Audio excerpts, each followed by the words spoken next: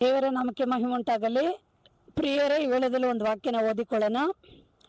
ಮತ್ತಾಯ ಬರೆದ ಸುವಾರ್ತೆ 24ನೇ ಅಧ್ಯಾಯ 44ನೇ ವಚನ ಹೇಳುತ್ತೆ, ಆದ ಕಾರಣ ನೀವು ಸಹ ಸಿದ್ಧವಾಗಿರ್ರಿ, ನೀವು ನೆನೆಸದ ಗಳಿಗೆಯಲ್ಲಿ ಮನುಷ್ಯ ಕುಮಾರನು ಬರುತ್ತಾನೆ. ಹಲ್ಲೆಲೂಯ.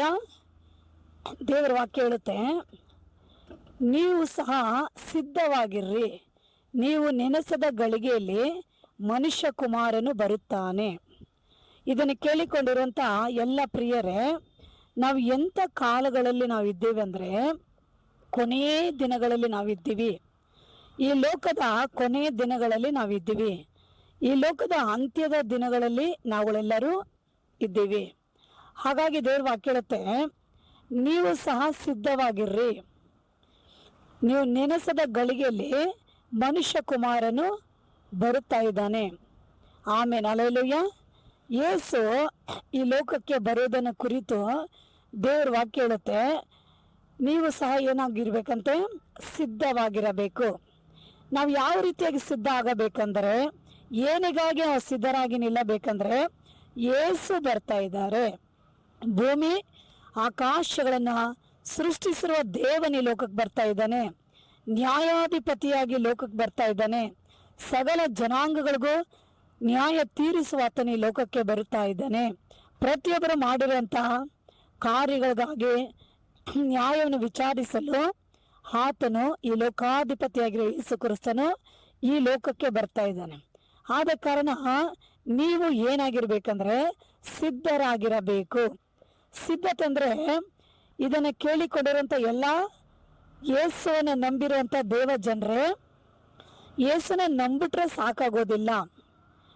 ನಾನು ಪ್ರಾರ್ಥನೆ ಮಾಡ್ಬಿಟ್ಟಂದು ಹೇಳಿದ್ರೆ ಸಾಕಾಗಲ್ಲ.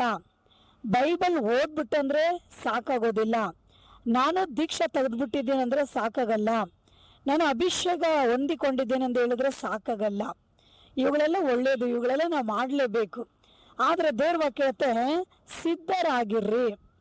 ಯಾವ ರೀತಿಯಾಗಿ ನಾವು ಒಂದು ಪ್ರಯಾಣದಲ್ಲಿ ಒಂದು ಪ್ರಯಾಣ ಬೆಳೆಸ್ಬೇಕಾದ್ರೆ, ಎಲ್ಲಾದ್ರೂ ಒಂದು ಟ್ರಿಪ್ ಹೋಗಬೇಕು, ಒಂದು ಪ್ರಯಾಣ ಮಾಡಬೇಕಂದ್ರೆ ನಾವು ಅದಕ್ಕೆ ಏನೇನು ಸಿದ್ಧತೆ ನಾವು ಮಾಡ್ಕೊಳ್ತೀವಲ್ವಾ ಅಲ್ವಾ?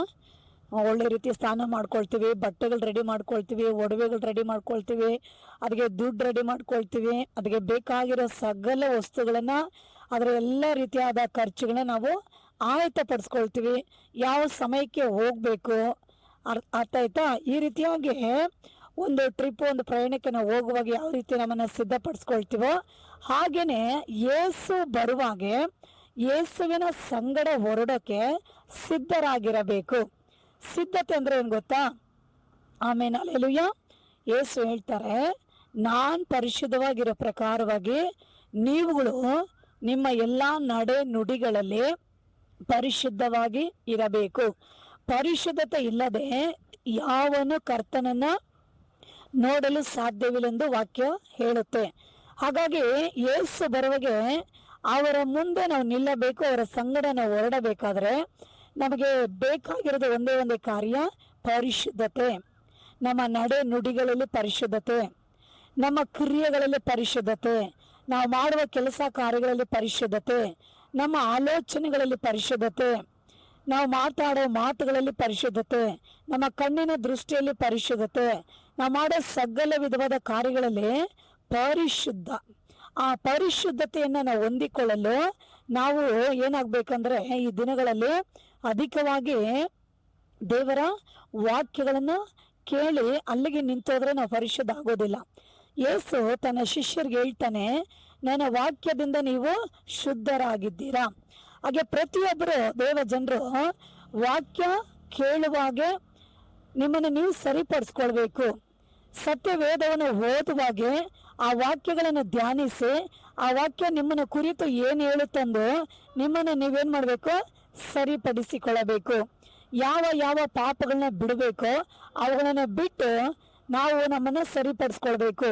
ನಮ್ಮಲ್ಲಿ ಯಾವ ರೀತಿ ಬಲಹೀನವಾದ ಕಾರ್ಯಗಳು, ನಮ್ಮಲ್ಲಿ ಅಶುದ್ಧವಾದ ಕಾರ್ಯಗಳು, ಪಾಪವಾದ ಕಾರ್ಯಗಳು, ಅಜ್ಞಾನದ ಕಾರ್ಯಗಳು, ದೇವರಿಗೆ ಇಷ್ಟವಿಲ್ಲದ ಕಾರ್ಯಗಳು, ಯಾವ ರೀತಿಯಾಗಿ ಭೂ ಸಂಬಂಧ ಕಾರ್ಯಗಳು ನಮ್ಮಲ್ಲಿ ಇರ್ತವೆ, ಪ್ರತಿಯೊಬ್ಬರುಗಳಲ್ಲಿ ಇರ್ತವೆ.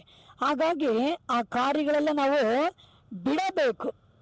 ಬಿಡೋದ್ರಿಗಾಗಿ ದೇವರ ವಾಕ್ಯವನ್ನ ನಾವು ಕೇಳಿ ಆ ವಾಕ್ಯಕ್ಕೆ ನಮ್ಮನ್ನು ಒಪ್ಪಿಸ್ಕೊಡ್ಬೇಕು. ಆ ವಾಕ್ಯದ ಪ್ರಕಾರವಾಗಿ ನಾವು ಜೀವಿಸಲು ಆರಂಭಿಸಿದರೆ ದಿನಕ್ಕೆ ದಿನಕ್ಕೆ ದೇವರ ವಾಕ್ಯದಿಂದ ನಾವೇನಾಗ್ತೀವಂತೆ, ನಾವು ಶುದ್ಧರಾಗುತ್ತೇವೆ. ವಾಕ್ಯವೇ ನಮ್ಮನ್ನ ಶುದ್ಧಿಪಡಿಸುತ್ತೆ. ಯಾವ ರೀತಿಯಾಗಿ ಬಟ್ಟೆ ವಾಶ್ ಮಾಡುವಾಗೆ ನಾವು ಅದಕ್ಕೆ ಸರ್ಪು ಸೋಪು ಯಾವ ರೀತಿ ಅವುಗಳಿಗೆ ಹಾಕಿ ಅವುಗಳನ್ನ ನಾವೇನ್ ಮಾಡ್ತೀವಿ, ತೊಳೆದು ನಾವು ಅಲ್ವಾ ಅದನ್ನ ವಾಶ್ ಮಾಡಿ ತೊಳೆದು ನಾವು ಹಾರಾಕುವಾಗ ಅದರಲ್ಲಿರೋ ಎಲ್ಲ ಕೊಳೆ ಹೋಗಿರುತ್ತೆ. ಅನಂತರ ನಾವು ಏನು ಮಾಡ್ತೀವಿ, ಬಟ್ಟೆಗಳನ್ನ ಈ ರೀತಿಯಾಗಿ ಐರನ್ ಮಾಡಿ ನಾವು ಅದನ್ನ ಮೈ ಮೇಲೆ ಹಾಕ್ಕೊಳ್ತೀವಿ. ಆಗ ನೋಡೋಕ್ಕೆ ಕ್ಲೀನ್ ಆಗಿರುತ್ತಲ್ಲ. ಅದೇ ರೀತಿಯಾಗಿ ನಮ್ಮ ಪ್ರಾಣ ಆತ್ಮ ಶರೀರದಲ್ಲಿ ಅನೇಕ ಕೆಟ್ಟ ಕಾರ್ಯಗಳು, ಪಾಪವಾದ ಕಾರ್ಯಗಳು, ದೇವರಿಗೆ ಇಷ್ಟವಿಲ್ಲದ ಕಾರ್ಯಗಳು, ಭೂ ಸಂಬಂಧ ಕಾರ್ಯಗಳು ನಮ್ಮಲ್ಲಿ ಅಂಟಿಕೊಂಡಿರ್ತವೆ. ನಮ್ಮ ಆಲೋಚನೆಗಳಲ್ಲಿ, ನಮ್ಮ ದೃಷ್ಟಿಯಲ್ಲಿ, ನಮ್ಮ ಮಾತಲ್ಲಿ, ನಮ್ಮ ನಡೆ ನುಡಿಗಳಲ್ಲಿ ಅಂಟಿಕೊಂಡಿರ್ತವೆ. ಹೀಗಾಗಿ ಇವುಗಳನ್ನ ನಾವು ಯಾವ ರೀತಿ ಶುದ್ಧಿ ಮಾಡೋದು ಅಂದರೆ, ಯಾವ ರೀತಿ ನಾವು ಶುದ್ಧಿ ಮಾಡೋದು? ದೇವರ ವಾಕ್ಯ ಕೇಳ್ತಾ ಕೇಳ್ತಾ ಆ ವಾಕ್ಯಗಳನ್ನ ಧ್ಯಾನಿಸುತ್ತಾ ಅದ್ರಿಗೆ ನಾವು ಒಪ್ಪಿಸ್ಕೊಟ್ಟು ಆ ವಾಕ್ಯದ ಪ್ರಕಾರವಾಗಿ ನಾವು ಜೀವಿಸಬೇಕೆಂದು ನಮ್ಮನ್ನೇ ನಾವು ಒಪ್ಪಿಸ್ಕೊಟ್ರೆ ದೇವರ ವಾಕ್ಯ ನಮ್ಮನ್ನ ಎಲ್ಲ ವಿಧದಲ್ಲಿ ಏನ್ ಮಾಡ್ಬಿಡುತ್ತಂತೆ, ಶುದ್ಧಿ ಮಾಡ್ಬಿಡುತ್ತೆ. ಈ ರೀತಿಯಾಗಿ ದಿನಕ್ಕೆ ದಿನಕ್ಕೆ ದೇವರ ವಾಕ್ಯದಿಂದ ನಮ್ಮನ್ನ ಶುದ್ಧಿಪಡಿಸ್ಕೊಳ್ಬೇಕು. ಶುದ್ಧರಾಗಿ ನಾವು ಆಯತ್ತವಾಗಬೇಕು. ಯಾಕಂದ್ರೆ ಮನುಷ್ಯ ಕುಮಾರ ಬರ್ತಾ ಇದ್ದಾನೆ, ಯೇಸು ಬರ್ತಾ ಇದ್ದಾರೆ. ಯೇಸು ಹೇಗಿದ್ದಾರೆ ನೋಡ್ರಿ. ಯೇಸು ಸ್ವಾಮಿ ಈ ಲೋಕದಲ್ಲಿ 33.5 ವರ್ಷಗಳು ಈ ಭೂಮಿಯ ಮೇಲೆ ಅವರು ಜೀವಿಸಿದ್ರು. ಮನುಷ್ಯರ ಮಧ್ಯದಲ್ಲೇ ಜೀವಿಸಿದ್ರು. ಪಾಪದಲ್ಲಿರೋ ಜನಗಳ ಮಧ್ಯದಲ್ಲೇ ಅವ್ರು ಜೀವಿಸಿದ್ರು. ಎಲ್ಲ ವಿಧವಾದ ಶೋಧನೆಗಳು, ಎಲ್ಲ ಉಪದ್ರವಗಳು, ಎಲ್ಲ ಕಷ್ಟಗಳು, ಎಲ್ಲ ನಿಂದೆ ಅವಮಾನಗಳು ಎಲ್ಲದರ ಮಧ್ಯದಲ್ಲೇ ಯೇಸಪ್ಪ ಜೀವಿಸಿದ್ದಾನೆ. ಎಲ್ಲದರ ಮಧ್ಯದಲ್ಲಿ ಆತನು ಜೀವಿಸಿದ್ದಾನೆ. ಆದರೆ ಪಾಪವನ್ನು ಮಾತ್ರ ಆತನು ಮಾಡಲಿಲ್ಲ. ಇವತ್ತು ನೀವು ಸಹ ಅಷ್ಟೇ, ನಿಮ್ಮ ಕುಟುಂಬಗಳಲ್ಲಿ, ಕೆಲಸ ಮಾಡೋ ಸ್ಥಳದಲ್ಲಿ, ಸಭೆಗಳ ಮಧ್ಯ, ಜನರ ಮಧ್ಯ ನೀವು ಜೀವಿಸಲೇಬೇಕು. ಮತ್ತೆ ಎಲ್ಲಿ ಹೋಗೋದು? ನಾವು ಕಾಡಲ್ಲಿ ಹೋಗಿ ಒಂಟಿಯಾಗಿ ಕೂತ್ಕೊಳ್ಳೋಣ, ಇಲ್ಲ ಜನಸಂಚಾರ ಇಲ್ದಿರೋ ಸ್ಥಳಕ್ಕೆ ಹೋಗೋಣ? ಎಲ್ಲಿ ಹೋದ್ರೂ ನಾವು ಪರಿಶುದ್ಧ ಜೀವಿಸೋಕ್ಕೆ ಆಗಲ್ಲ. ಯಾಕಂದ್ರೆ ಪರಿಶುದ್ಧವಂತನಾಗಿರೋ ಯೇಸು, ಜಯಿಸಿರೋಂಥ ಯೇಸು, ಎಲ್ಲವನ್ನ ಜಯಿಸಿ ಜಯಶಾಲಿಗಿರೋ ಯೇಸು ನಿನ್ನ ಒಳಗಡೆ ಇರುವಾಗೆ ನೀನು ಸಹ ಏನಾಗ್ತೀಯ ಗೊತ್ತಾ? ಯೇಸುವಿನ ಹಾಗೆ ನೀನು ಎಲ್ಲವನ್ನ ಜಯಿಸ್ಬಿಡ್ತೀಯ. ಅದಕ್ಕೆ ದೇವ್ರ ವಾಕ್ಯ ಹೇಳುತ್ತೆ, ದೇವರಿಂದ ಹುಟ್ಟಿದಂಥ ಹೂಗಳು ಈ ಲೋಕವನ್ನೇ ಜಯಿಸುತ್ತೆ ಎಂದು ಬರೆಯಲ್ಪಟ್ಟಿದೆ. ಆಗ ಯೇಸು ನಿಮ್ಮ ಸಂಗಡ ಇರುವಾಗೆ ನೀವೆಲ್ಲವನ್ನ ಜಯಿಸ್ಬಿಡ್ತೀರ. ಆಮೇಲೆ ಹಲ್ಲೆಲೂಯಾ. ಯೇಸುವೆ ಏನಾಗಿದ್ದಾನೆ? ವಾಕ್ಯವಾಗಿದ್ದಾನೆ. ಅನುದಿನ ವಾಕ್ಯಗಳನ್ನು ಕೇಳಿ ಧ್ಯಾನಿಸಿ, ವಾಕ್ಯಗಳಿಗೆ ನಿಮ್ಮನ್ನು ಒಪ್ಪಿಸ್ಕೊಟ್ಟು ಸರಿಪಡಿಸ್ಕೊಂಡು ವಾಕ್ಯದಲ್ಲಿ ನೀವು ನೆಲೆಗೊಂಡು ನೀವು ಜೀವಿಸೋದಾದ್ರೆ ಯೇಸು ನಿಮ್ಮಲ್ಲಿ ನೆಲೆಗೊಂಡಿರ್ತಾನೆ, ಯೇಸುನಲ್ಲಿ ನೀವು ನೆಲೆಗೊಂಡಿರ್ತೀರ. ಆಗ ನೀವೇನ್ ಮಾಡ್ತೀರಾ? ಪ್ರತಿಯೊಂದು ಕಾರ್ಯಗಳನ್ನ ನೀವು ಜಯಿಸ್ತಾ ನೀವು ಪರಿಪೂರ್ಣವಾಗಿ ಪರಿಶುದ್ಧವಾಗಿ ಜೀವಿಸಲು ದೇವರು ತನ್ನ ಕೃಪೆಯನ್ನು ಕೊಟ್ಟು ನಿಮ್ಮನ್ನ ಆತನೇ ಆಯತ್ತಪಡಿಸ್ಬಿಡ್ತಾನೆ. ಈ ರೀತಿಯಾಗಿ ನೀವು ಸಿದ್ಧರಾಗಿ ನೀವು ನಿಲ್ಲುವಾಗೆ, ಯೇಸು ಸ್ವಾಮಿ ಬರುವಾಗೆ ಅವರ ಸಂಗಡ ನಾವು ಹೊರಡುವರಾಗಿರ್ತೀವಿ. ಆಮೇಲೆ ಹಲ್ಲೆಲೂಯಾ. ಹೀಗಾಗಿ ದೇವ ಜನರೇ ಎಲ್ಲರೂ ಆಯತ್ತವಾಗಿರ್ರಿ. ಈ ಲೋಕ ಅಳಿದು ಹೋಗುತ್ತೆ, ಎಲ್ಲ ಸೃಷ್ಟಿಗಳು ನಶಿಸಿ ಹೋಗುತ್ತೆ, ಎಲ್ಲ ಐಶ್ವರ್ಯವು ನಾಶವಾಗುತ್ತೆ, ಎಲ್ಲ ಜನಾಂಗಗಳು ಕೂಡ ಈ ಭೂಲೋಕದಲ್ಲಿ ಏನಾಗ್ತಾರೆ, ಯಾರು ನಿರಂತರ ಇಲ್ಲ, ಎಲ್ಲ ಲಯವಾಗಿ ಹೋಗ್ತವೆ. ಆದರೆ ನಾವು ದೇವರನ್ನ ನಂಬಿ ದೇವರ ವಾಗ್ದಾನವನ್ನು ಎದುರು ನೋಡುತ್ತಾ ಅನುದಿನವೂ ಪರಿಶುದ್ಧವಾಗಿ ನಾವು ಜೀವಿಸುವಾಗೆ ನಮಗೆ ಒಂದು ರಾಜ್ಯ ಉಂಟು, ನಮಗೆ ಒಬ್ಬ ದೇವನುಂಟು. ಆ ರಾಜ್ಯವೇ ಪರಲೋಕ, ಆ ದೇವನೇ ಕರ್ತನದ ಯೇಸು. ಆಮೇಲೆ ಹಲ್ಲೆಲೂಯಾ. ದೇವ ಜನರೇ ನಿಮ್ಮನ್ನ ನೀವು ಆಯತ್ತ ಪಡಿಸ್ಕೊಳ್ರಿ. ಇದನ್ನ ಕೇಳಿಕೊಂಡಿರೋಂಥ ಎಲ್ಲ ಒಂದು ವೇಳೆ ಯೇಸುವನ್ನ ನಂಬದೇ ಇರೋರು, ಸಭೆಗಳಿಗೆ ಹೋಗದೇ ಇರೋರು, ವಾಕ್ಯಗಳನ್ನು ಕೇಳದೇ ಇರೋರು ನೀವೇನ್ ಮಾಡ್ಬೇಕು? ನೀವು ಹಾಗೆ ಇದ್ರೆ ಯೇಸು ಸ್ವಾಮಿ ಜೊತೆ ನೀವು ಹೋಗಲು ಸಾಧ್ಯವೇ ಇಲ್ಲ. ಹಾಗಾಗಿ ನೀವು ಸಹ ಏನ್ ಮಾಡ್ಬೇಕು? ಅನೇಕರು ಯೇಸುನ ನಂಬಬೇಕು. ಯೇಸುವನ್ನ ನಂಬಿ ನೀವು ಸಭೆಗಳಿಗೆ ಹೊರಡುವಾಗೆ, ದೇವರ ವಾಕ್ಯಗಳನ್ನು ಕೇಳುವಾಗೆ, ಸತ್ಯವೇದವನ್ನು ತಗೊಂಡು ಓದುವಾಗೆ, ನೀವು ನಿಮ್ಮ ಪಾಪಗಳನ್ನ ಅರಿಕೆ ಇಟ್ಟು ಪ್ರಾರ್ಥಿಸುವಾಗೆ ಯೇಸುವಿನ ರಕ್ತ ನಿಮ್ಮ ಸಕಲ ಪಾಪಗಳನ್ನ ನೀಗಿಸಿ ನಿಮ್ಮನ್ನ ಶುದ್ಧಿ ಮಾಡಿಬಿಡುತ್ತೆ. ನೀವು ಸಹ ಈ ರೀತಿಯಾಗಿ ಯೇಸು ಸ್ವಾಮಿನ ಹಿಂಬಾಲಿಸಿ ಅವರ ಮಾರ್ಗಗಳಲ್ಲಿ ನೀವು ನಡೆದು ಅವ್ರನ್ನ ಹಿಂಬಾಲಿಸಿ ನೀವು ಅವ್ರಿಗಾಗಿ ಜೀವಿಸೋದಾದ್ರೆ ಯೇಸು ಸ್ವಾಮಿ ನಿಮ್ಮನ್ನು ಸಹ ಪರಿಶುದ್ಧಪಡಿಸಿ ನಿಮ್ಮನ್ನು ಅವರು ಆಯತ್ತಪಡಿಸ್ಬಿಡ್ತಾರೆ. ಹೀಗಾಗಿ ಪ್ರತಿಯೊಬ್ಬರು ನೀವೇನು ಮಾಡಬೇಕು, ಆಲಸ್ಯವಾಗಿರೋದೆ, ಏನೋ ತಾನು ಇಂದು ಕೇರ್ಲೆಸ್ ಆಗಿರಬೇಡ್ರಿ.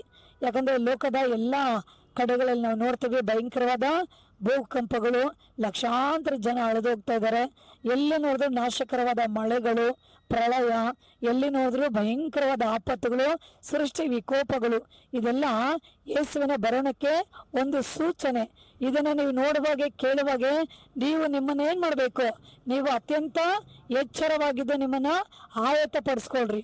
ನೀವು ಆಯತವಾದರೆ ನಿಮ್ಮಂಥ ಭಾಗ್ಯವಂತರ ಲೋಕದಲ್ಲಿ ಯಾರು ಇರಲು ಸಾಧ್ಯವಿಲ್ಲ. ಯೇಸು ಬರ್ತಾ ಇದ್ದಾರೆ, ನಿಮ್ಮನ್ನು ಆಯತ್ತಪಡಿಸ್ಕೊಳ್ರಿ.